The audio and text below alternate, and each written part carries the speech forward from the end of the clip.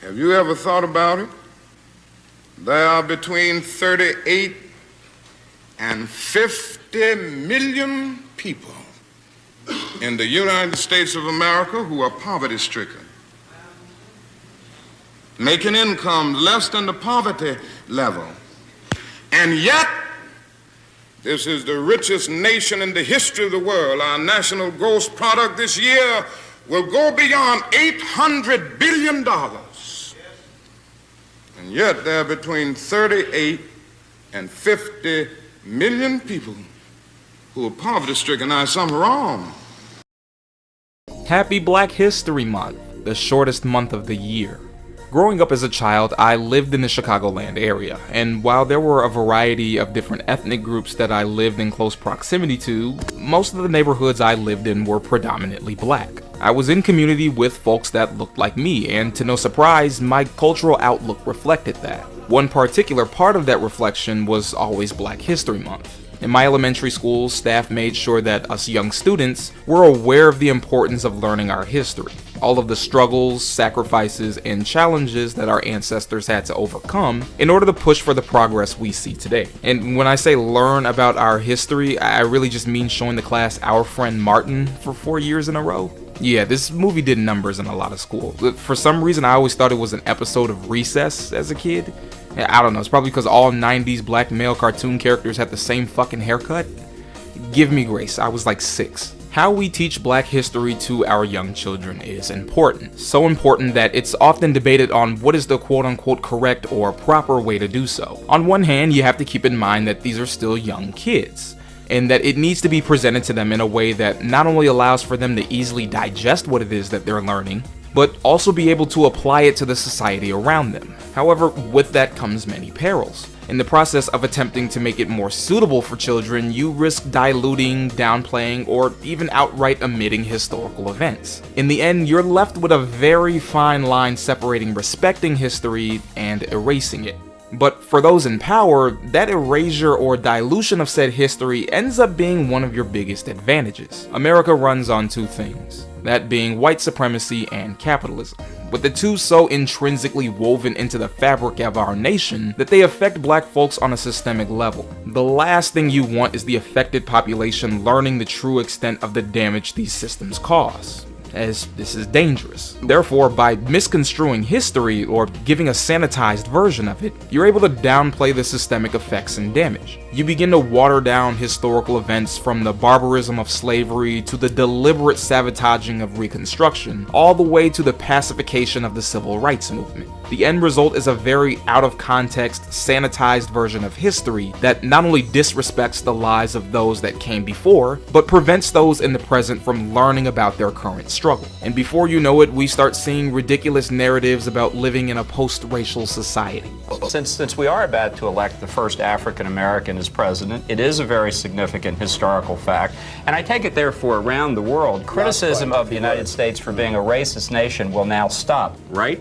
Boy, do I love my post-racial society. But erasing black history does come with pushback. With us having more access to education and the entertainment industry than ever before, it's much easier for us to tell our stories. In the past decade alone, we've seen countless projects from black filmmakers in Hollywood that have taken the opportunity to tell black stories on screen that wouldn't have been able to be released earlier. But for as much as Hollywood has helped black filmmakers, they've also contributed to the problem, as Hollywood is part of that very same system. It's a multi-billion-dollar machine made up of corporations that fund and produce films for the sole sake of making money. Any chance they get to protect the institutions that fund them, they will. This puts Hollywood in a sticky position. On one hand, you can't just flat out deny black filmmakers the opportunity to tell their stories, nor can you erase their history. On the other hand, you still have to protect the interests that keep your machine afloat, something that goes against the interest of black audiences. What do you do in this impossible situation? Well, what if you don't have to erase black stories? What if you get black filmmakers to rewrite history for you? I have a question for you, Ms. Winfrey. When are you ever going to put your resources behind something you're passionate about? Anniversary of Martin Luther King Jr.'s historic voting rights march from Selma to Montgomery, Alabama. The highly anticipated film Selma recounts that march. Oprah's one of the film's producers. What we wanted people to get was try to get a better understanding of Malcolm X. You can't tell a whole man's life in 3 hours and 21 minutes. So this We're now to a battle playing out in schools across our country. Many educators are rethinking how race and the roots of racism in this country should be tackled in the classroom. Now for a brief history of slavery. Let's talk about civil rights movies. That big budget, Hollywood produced, black billionaire financed biopic that just won all those Oscars. You know, the one that claims to show our stories and history on screen. Well, take that with a heavy grain of salt, as they might only be showing you a very specific and sanitized version of history. While we credit them with giving access to black filmmakers telling our stories and history on screen, they primarily use their position to safeguard the powers that be, in the process rewriting and sanitizing the work and legacy of many of our ancestors that fought to get us where we are now. Hollywood-produced biopics made about civil rights figures tread a very fine line. A line between creating a beautiful work of art that celebrates their life's work on one hand, and bastardizing it on the other. And if you're not careful when walking said fine line, as both a creator and an audience member, you risk tarnishing their legacy, co-opting their politics, or something far worse. With that being said, get your favorite black director on the phone and go whip out your popcorn, because the so-called revolution that we all love to talk about might already be televised.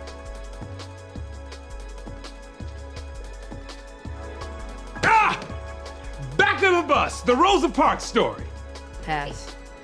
As usual, before we get started, let's establish a few things. This video is not anti-biopic. I am not against using movies and television as a medium to tell historical events. In fact, quite the opposite. I believe that when it's done with respect and in good faith, films can tell beautiful stories that not only honor our past history, but serve as a way to educate the public. There are many biopics and documentaries that have done this, the most popular being Eyes on the Prize, which, while not a dramatization, gives you a direct account of what happened from those directly involved in the movement. In addition, this video is also not making the claim that every black artist and filmmaker is secretly a saboteur for the state that's deliberately trying to rewrite black history. That's just flat out ridiculous. Get the sea moss out your ears. A lot of these filmmakers are trying their best with the resources available to tell our raw, untempered stories, despite the extreme amounts of pushback from the Hollywood system. Instead, this video is urging you to be more vigilant and critical of how these stories are being presented on screen.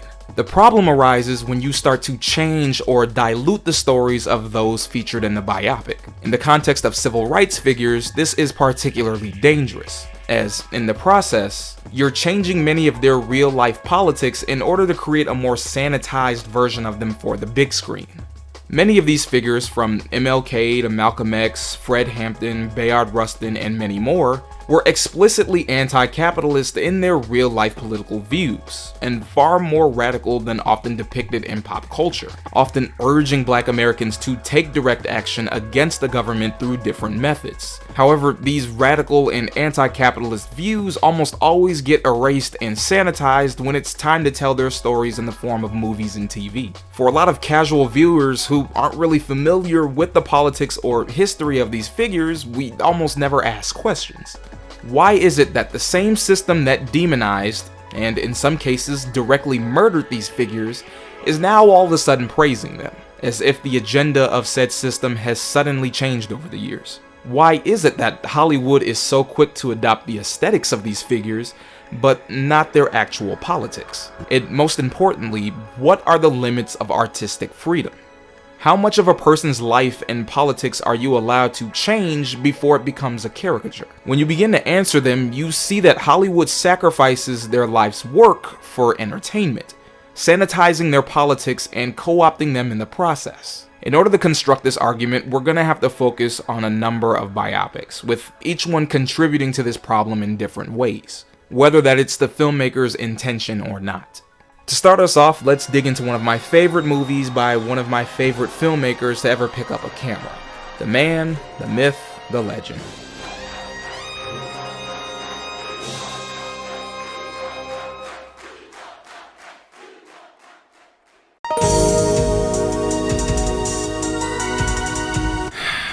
Let me just take a minute to tell y'all how much I love this movie. Spike Lee has always been one of my favorite filmmakers and really has played a major inspiration and influence in my animation career. Out of his entire filmography, I truly consider this to be his magnum opus. It's not just a landmark in black cinema, but one of the last few great historical epics of its kind.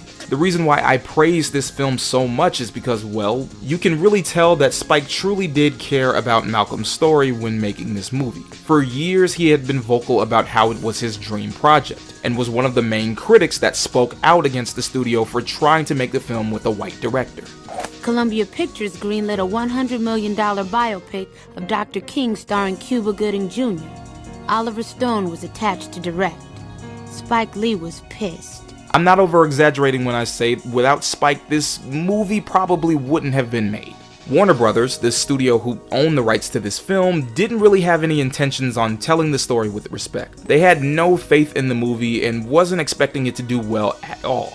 And as a result, they poured minimal resources into it. Spike was at constant odds with the studio over its budget and runtimes, fighting for increases. Warner Brothers originally approved a runtime of roughly 2 hours. Yeah, that's right, the studio wanted to condense a 540-page book into just barely 2 hours. You can kinda see why the man would be a little pissed. In addition, they weren't keen on X's radical politics. Both liberal and conservative views of Malcolm still painted him as an extremist. And with America right off the heels of the Rodney King verdict and LA riots, the last thing they wanted to do was a super transgressive movie, especially not one critical of people like them. The studio was not going to allow Malcolm's true story to be told on screen. They were willing to produce the movie, but only if it fit in their safe parameters. This put them in non-stop odds with Spike, who was not going to sacrifice the respect and quality for the sake of cutting costs and respectability politics. He wasn't going to let them recreate the holy city of Mecca on a soundstage in New Jersey. This constant conflict resulted in Spike going over budget, and as a result, Warner Brothers pulled the funding for the movie.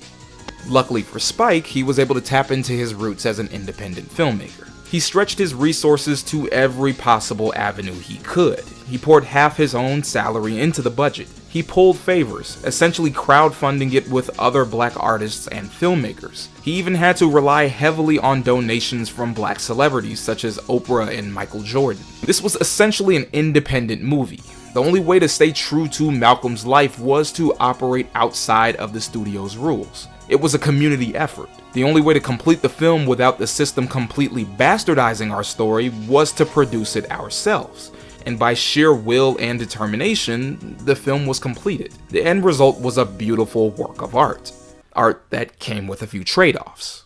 Even once the production was back on track, there was still that immovable object, Warner Brothers themselves. In Hollywood, the studio has the final say in all decisions of a movie, from development to production to editing and even marketing. With that level of control comes the power to change anything within a film, or even alter its narrative altogether. As beautiful and important as this film may be, it is not a definitive representation of Malcolm X's politics. The film is divided into 3 acts: his time as Detroit Red, a hustler, to joining the Nation of Islam and gaining power, and then finally him leaving the Nation of Islam after completing Hajj.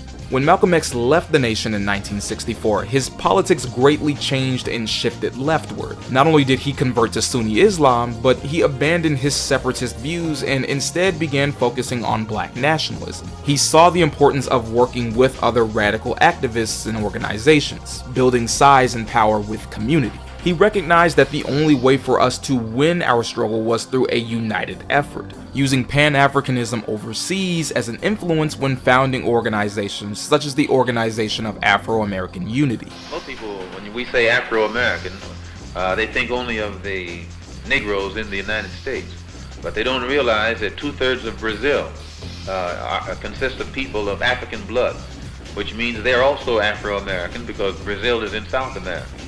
And in all of these, many of these countries in South America and Central America, and even in Canada, they are heavily populated with people whose ancestors came from Africa. So when you total up the number of Afro-Americans, real Afro-Americans, in the Western Hemisphere, there are perhaps 100 million. And if these people ever unite among themselves, not only is it necessary for the Afro-Americans in the United States to be organized, but it's also necessary for the Afro-Americans in the Caribbean, or the Afro-Cubans, the Afro-Brazilians. It's necessary for all of them to be organized. And then once they are organized in each place, we have to organize among ourselves so that the Afro-American in the United States will be working in conjunction in a coordinated program with those who are in Cuba, and those in Brazil, and those in Venezuela, and those throughout the Caribbean, and Haiti, and in the West Indian Islands. And in this way, we actually get strength. And it's not an accident that there's no organization existing in the Western Hemisphere that's designed toward that end. While the movie does acknowledge this, those politics are heavily downplayed and diluted.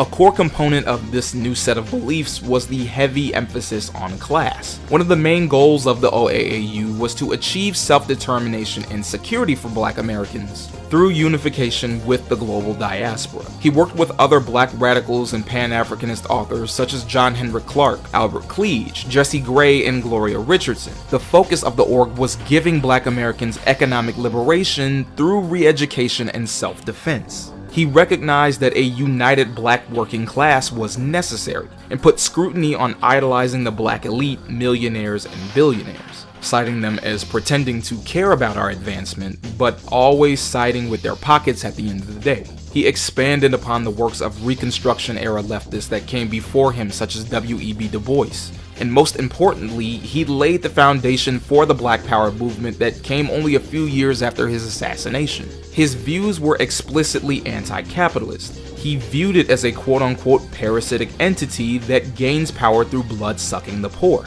and that the only way for Black Americans to continue to gain progress was to unite our conscious efforts and take direct action against the system through any means necessary.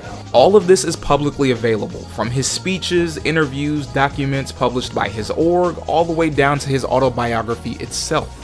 You can imagine how the studio executives felt when they saw this. And bloodsuckers of the poor? Common enemy? Wait a minute, he's talking about us! Warner Brothers, or any major studio, was not going to release an accurate depiction of Malcolm X's politics in the final years of his life, as those same politics highlight them as the villains. Again, Hollywood is a machine, an $808 billion machine that is composed of more than just studios, but distributors, telecommunications giants, media and entertainment firms, financial institutions, all pouring their resources into one big pot with the hopes of generating more profit in return. They have proven time and time again that they are more than willing to accept, turn a blind eye to, or fund social inequities so long as it protects their profits. The last thing they want is to vocalize Malcolm's politics to a wide audience, urging them to take direct action against the very system that gives them power.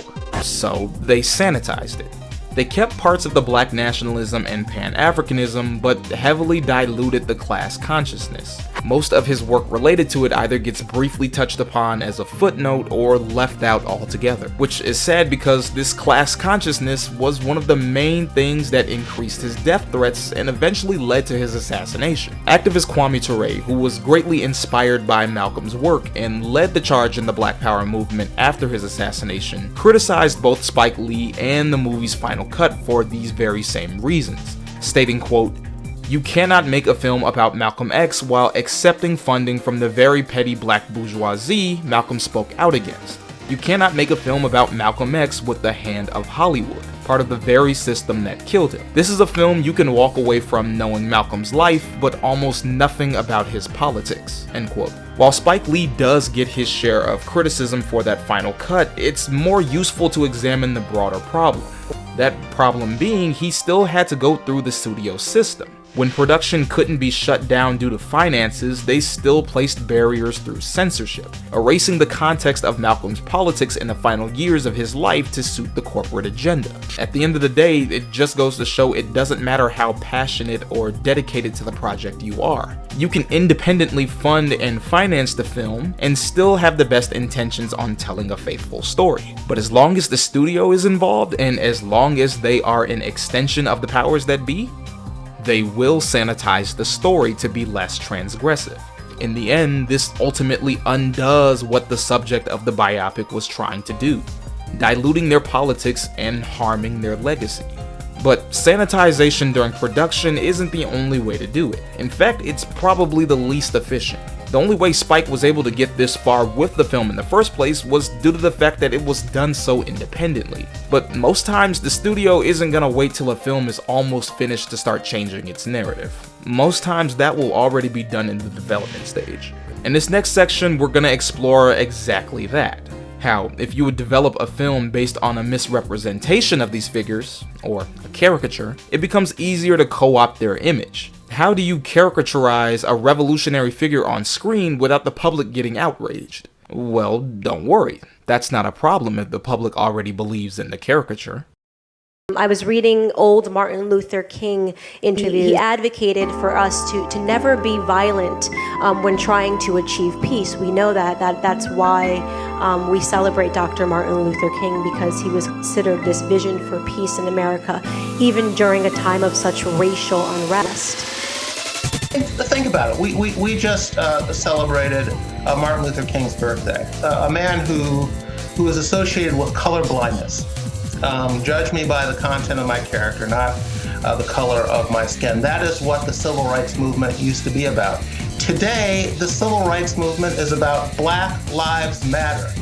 Not all lives, Black lives. Say it, or I'm coming after you. Shh, we have to be very quiet. I'm hiding out from assassins sent by Steven Spielberg. He sent them after me when I stole back the rights to depict Dr. King's life on screen. Earlier we explored how, as long as the studio is involved, biopics about our civil rights figures will always be sanitized to be less transgressive. But this sanitization doesn't always have to be in the form of post-production interference. If your film revolves around a mischaracterization of the subject from the very beginning, then the dilution and whitewashing almost becomes impossible to avoid. In this section, we're going to be focusing on two movies that inadvertently play into the misrepresentations while attempting to break them. That being Ava DuVernay's Selma and Shaka King's Judas and the Black Messiah. You cannot erase the imagery of figures like MLK or the Black Panthers. Regardless of whatever their public perception is, they're ingrained within American society and pop culture. Therefore, for the media, it's more effective to utilize misrepresentations based on them, because a vast majority of the public has already been conditioned to think that this is how these figures acted. They believe these mischaracterizations are the truth. Both Dr. King and the Black Panther Party sit on a very interesting Venn diagram, not in terms of their politics, but in terms of their public perception. Both are almost on opposite ends, with MLK being painted as the always optimistic, colorblind pacifist, and the Black Panther Party being painted as pesky counterculture black punks with guns. However, both are far from the truth. Despite differing in strategy, ideologically they shared more similarities in terms of class analysis and community engagement, and have intentionally had their stories co-opted after their demises by the system. First, we have Selma, directed by Ava DuVernay. Similarly to Spike Lee, this movie is probably the greatest film within Ava's filmography. It's a dramatization of the 1965 Selma to Montgomery marches, a series of nonviolent protests and organizing efforts that took place in Alabama aimed at pressuring then-President Johnson and other Washington lawmakers to pass legislation that protected voting rights for African Americans. The film does a great job of showing just how tedious and well calculated the choices were behind massive protests like this. Oftentimes, when Hollywood likes to depict nonviolent protests during this time period, they're often shown as docile and unfocused rather than the carefully coordinated efforts that they were. This film makes it very clear that every aspect of these protests were deliberate. However, what's probably the most admirable aspect of this movie is the fact that it does what many other movies of its kind fail to do, and that's by actually depicting a non-surface level of Martin Luther King Jr. I'm not exaggerating when I say that Dr. King is probably the most mischaracterized man in American history. Since his assassination, he's had his views distorted, politics whitewashed, and personality almost eliminated entirely. While he was alive, he was the most hated man in America, with 63% of Americans nationwide viewing him as unfavorable. This is not limited to just white Americans, but even other black folks. Many who felt he was quote-unquote too radical, moving too fast, past and that his activism was hurting the civil rights movement. He was a constant target of harassment and death threats, particularly from the government itself, with the FBI viewing him as a subversive threat to national security. While the essence of his philosophy was nonviolence deeply rooted in his devout Christianity, he rejected and denounced liberals, moderates, and conservatives, which is what makes it so disrespectful and disgusting when conservatives, particularly black conservatives, try to bastardize this man's politics and make it seem as if he would ever agree with their regressive views. The movie shows him for what he was, a human being. We see his doubt, frustration, and fear, as well as the toll it took on his life at home. The movie highlights the psychological warfare that the FBI used to try to break up the King family. In the end, it's nothing but tragic, especially when you realize that so many of the lies, such as him cheating on his wife Coretta, still get peddled today, which just goes to show you how effective COINTELPRO was. While Ava DuVernay does rightfully get her flowers for attempting to deconstruct the one-dimensional mischaracterization of Dr. King, she indirectly ends up feeding into it in other ways, and this is by recontextualizing and misconstruing his nonviolent approach. Recontextualizing his politics. A big mistake people often make when talking about Dr. King is conflating his nonviolence with pacifism. And while it is true, he never condoned violent acts due to his philosophy and religious code, he was understanding and sympathetic towards those that partook, and never denounced it as immoral. He understood that reciprocated violence is a direct result of the oppressive conditions that black folks have to endure, and that if the system wants them to stop, finger waving at the oppressed, telling them to pull up their own bootstraps and do better is not gonna cut it. In fact, it's only gonna make it worse. His version of nonviolence specifically focused on disruption through both economic and optical means, and this was particularly present in the Selma campaign. Economically, the organizing efforts targeted the white businesses within Selma. Organized boycotts, blocking transportation and tourism, labor shutdowns. The goal of the Selma organizers was to economically strangle the white businesses in Selma until they could no longer take it, until the financial burden became so severe for police and lawmakers that they could no longer refuse the demands of black residents. While not violent, this form of economic warfare was used by not just King and the SCLC, but in coordination with others such as the NCCC and DCVL. They knew one of the most effective ways to fight their oppressors was to directly hurt their pockets. It's a tactic they used not just in Selma, but all throughout the South. From Freedom Summer to the Montgomery bus boycotts, all the way to the Memphis sanitation strikes. This careful economic planning is something that's particularly absent from the film. So much of the focus is put on the perspective of King trying to appeal to President Johnson's morality. While it is true, MLK and other activists did often make attempts at winning over his favor,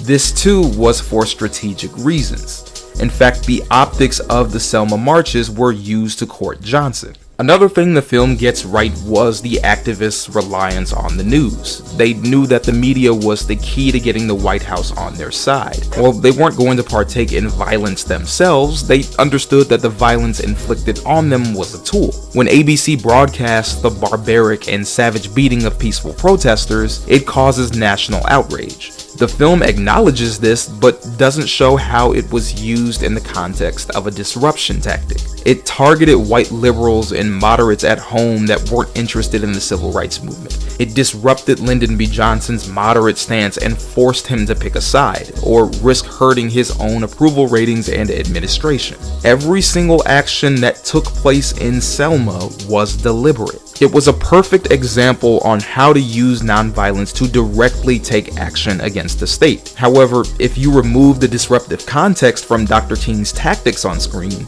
if you depict these actions as the result of winning over the heart of the president rather than a brilliant and carefully planned series of political chess moves, then you end up diluting what it is that him and every other organizer in Selma actually accomplished. You end up playing into the misconception that MLK was a non-disruptive pacifist. The same problem can be seen on the opposite end of the spectrum, with the Black Panther Party. In the film Judas and the Black Messiah, director Shaka Khan gives us a dramatization of the assassination of Fred Hampton, the chairman of the Chicago chapter of the Black Panther Party. However, the film is told through the perspective of William O'Neill, the FBI informant who infiltrated and sabotaged the party from within. Like Malcolm X, this film almost didn't get made. The studio viewed the movie as a risk, both financially and politically. The Panthers were back then, and still today by many Americans, viewed as extremist, violent, and militaristic. The studio wasn't interested in making a movie about an armed black resistance party, especially not an armed party that actually made contributions and a positive impact in their community. Despite all this, Shaka King still wanted to get rid of many of the misconceptions demonizing the Panthers. Most mainstream depictions of them on screen prior portrayed them as troublesome punks and didn't really focus on any of their community work or actual politics, as doing so would go against the caricature that's been painted of them. However, like any film about revolutionary figures, you're gonna be forced to give in to the studio. And unfortunately, what worked for Spike Lee 30 years ago wasn't gonna work this time around. An even larger compromise had to be made. The solution to getting a film like this made was to change the context of not just who the Panthers were, but how they're presented. Instead of making a film focusing on their objectives and what they fought for within the community, you make a movie from the perspective of the man that helped take them down. Doing so allows you to depict the Panthers positively without directly promoting their politics on screen, as the focus of the film now revolves around O'Neill himself. This recontextualization ends up being harmful, as you not only end up sympathizing with the man who contributed to the organization's downfall, but you end up taking away focus from the Panthers themselves. William O'Neill is not some tragic anti-hero. He was recruited by the FBI around 1967, and the details of how the Bureau picked him up are uncertain. Some reports say he was caught impersonating federal agents, while others say he was picked up on prior petty charges. What we do know is that they used his criminal record as a bargaining chip, offering him amnesty and immunity if he agreed to spy on the Black Panther Party. The film attempts to paint O'Neill as an unlucky man in a no-win situation. We as an audience are supposed to sympathize as we watch him pass on information that helped shut down the party's community programs. We're supposed to share his pain as he deliberately helps sow dissent and distrust within the party's membership.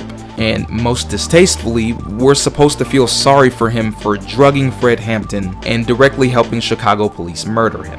While William O'Neill was coerced into this position and had very little choices, the film offers him more sympathy than he should be given. He continued to work with the FBI even after Fred Hampton's assassination, and up to the day he died, never took full accountability for his actions. Do you think of yourself as a hero for what you did? Oh, absolutely not. I'm not a hero. No, I don't think of myself as a hero for what I've done, but at the same time I don't feel ashamed. It was my role during that time. There were a lot of different roles, a lot of different positions.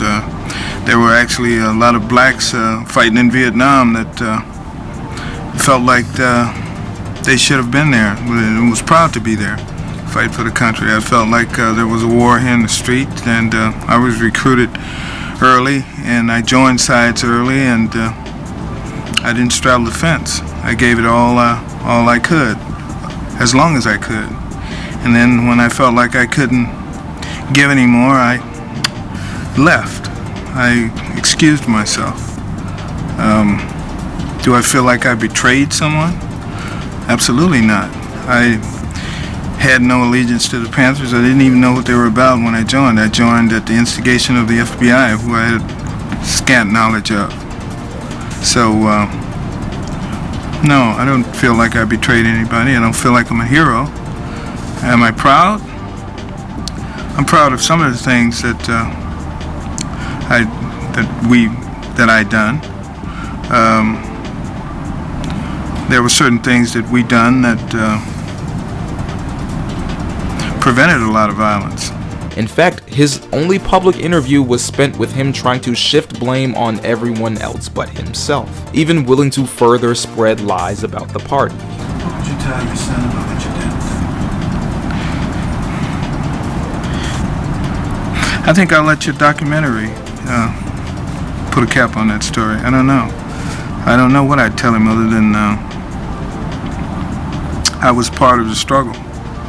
The same night that interview aired, O'Neill took his own life. He went to the grave professing himself as a patriot, who prided himself for, as he saw it, helping the government take down a radical threat. What other way to celebrate Fred Hampton's legacy than to make a film centering on the man who got him killed? But in that same vein, you end up reducing Fred Hampton and the rest of the Chicago chapter of the Black Panthers to nothing more than tragic heroes.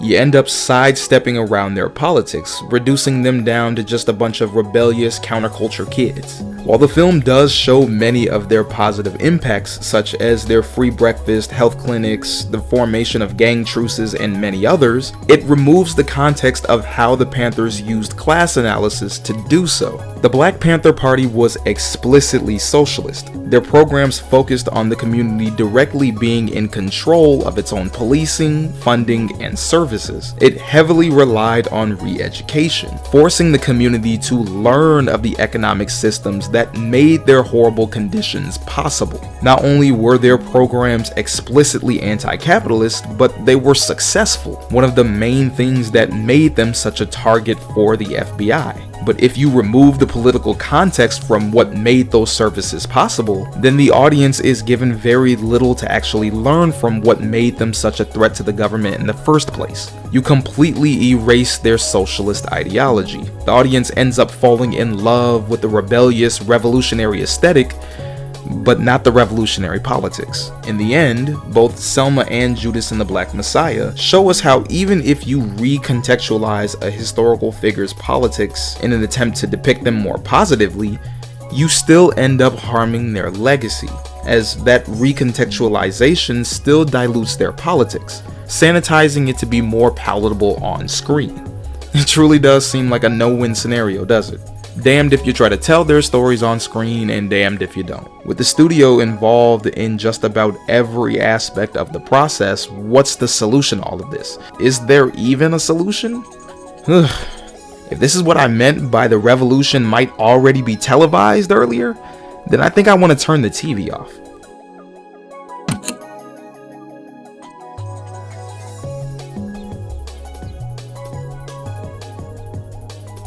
Well, here we are. So what's the magical solution to decades of Hollywood deliberately co-opting the politics of our leaders and sanitizing their legacies on screen?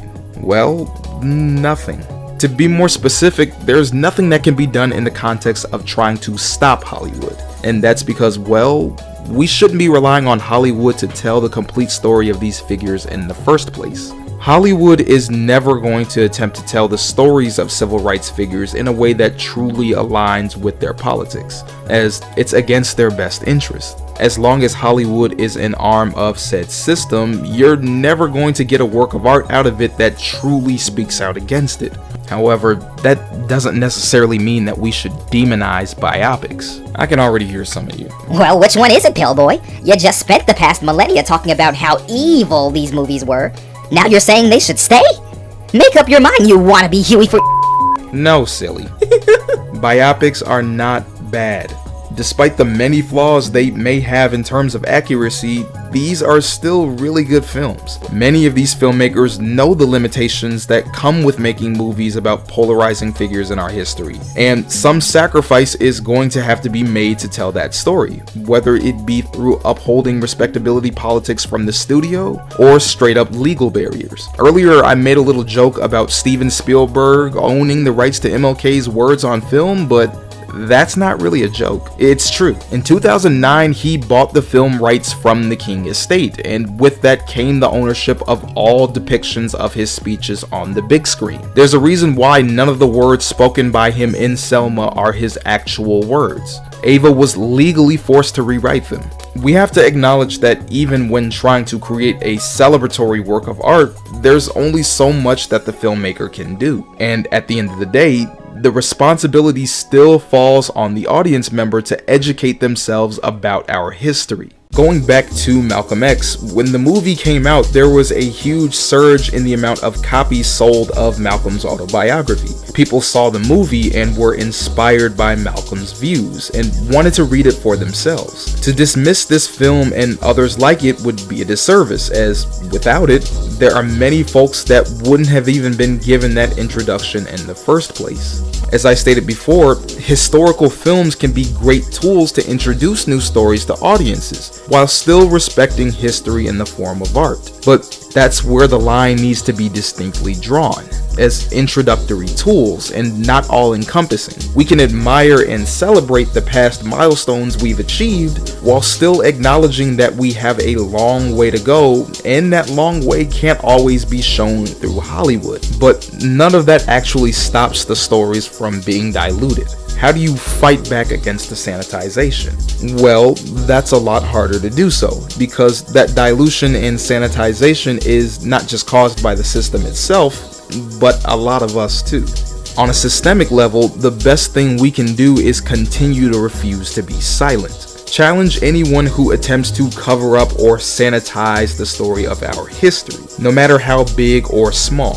From the big screen to school textbooks, when no one speaks out, it makes it much easier for them to get away with it. You can attempt to censor or cover up history all you want, but as long as there is someone to carry on that story and broadcast the truth, you can never completely erase history. But on our end, we also have to recognize that we play a role in that sanitization. While not directly in the form of censorship, a lot of times we tend to deify many of the radical figures we admire, and as a result become dogmatic in how we engage in their politics. We inadvertently end up treating it as some form of gospel, and any disagreement, any counter-argument, or flaw pointed out is treated as heresy. The politics aren't engaged with any sort of nuance. In the process, we end up sanitizing their politics by treating it as a fandom. More attention is spent towards the optics of trying to look like a quote-unquote perfect revolutionary, rather than the steps it takes to help us all get there. That includes being imperfect and falling down. We start demanding everyone to have perfect politics and praxis 100% of the time, despite knowing full well we ourselves can't even do the same. Being a true revolutionary becomes defined by how many books or works of theory you've read and then not applying any of that reading to your actual community. It becomes defined by arguing on social media rather than doing something as simple as helping out your local library. In the end, it comes off as out of touch with reality and solely living through theory and the internet. The exact opposite of what these figures wanted. It's sad because I have a really bad feeling that today, a lot of y'all that praise Malcolm wouldn't allow him to grow past his days as Detroit Red. Instead of being demonized, whitewashed, or erased by the state, their politics get reduced to a fandom. It goes back to what we said earlier. You end up with people not actually interested in the revolutionary politics themselves, but the aesthetic that comes with it. All of this is a sign of needing to take a step back and reevaluating how we engage with media based on radical figures. Understand that we live in the real world and that depictions on screen will never be able to capture the nuances of complex human figures. It's the reason why no work of art, no matter how well intended or graceful it may be, can ever be 100% accurate of a person's life. In the end, we should honor our past leaders and ancestors on screen. Hell, that's what you should want to do with art. After all, without many of their contributions, you wouldn't be able to make that art in the first place. It's also how you preserve the work that they've contributed. But we also have to recognize that it's also our job to continue to build off of the work they left behind. We should continue to celebrate their revolutionary achievements every step of the way. However, in the process, just make sure you're not respelling revolutionary to fit on the TV screen.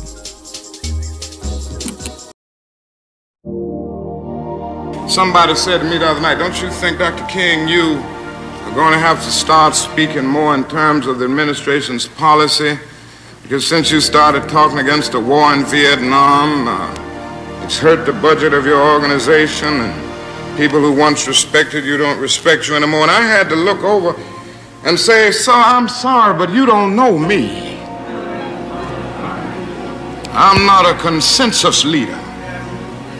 I don't determine what is right and wrong by looking at the budget of my organization, and I don't determine what is right and wrong by taking a Gallup poll of the majority opinion.